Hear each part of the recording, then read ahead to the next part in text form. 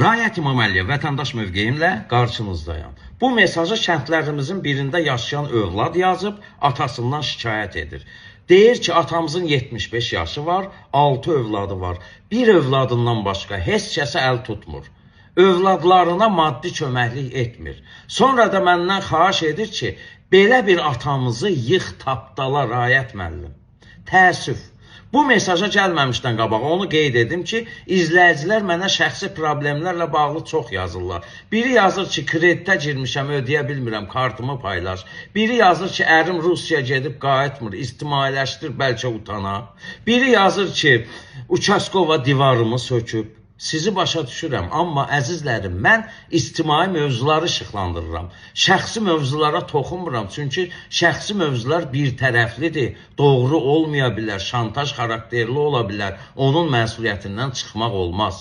İndi gələk bu qardaşın mesajına. Əziz qardaş, üzümü sənə tuturam.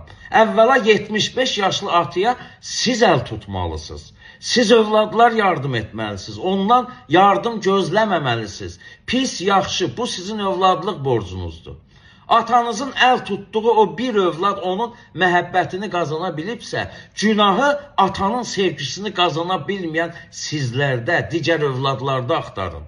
Doğulan hər bir bəşər övladı üçün ata onun etiketidir, möhürüdür. Şəxsiyyəti təsdiq edən hər bir sənəddə ata adı mütləq yazılır. Atadan imtina etmək olmaz. Yadda saxlayın, bir el məsəli var. Ana qarğışının qarşısını ananın südü kəsər, amma ata qarğışının bədəli ödənə bilməz. 75 yaşlı atıya siz sahib çıxın, onun pensiyasına, malına göz dikməyin.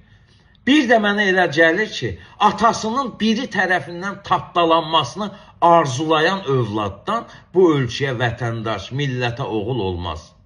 Bu mesajı yazanda inanıram ki, siz heç öz övladlarınıza baxıb düşünməmisiniz. Düşünməmisiniz ki, bu övladlar böyüyüb mənim də tapdalanmağımı kimlənsə xahiş edəcəklər.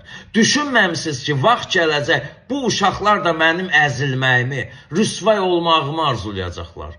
Əgər düşünsəniz, məncə sizdən atanıza bəlkə bundan sonra övlad olar. Sağ olun.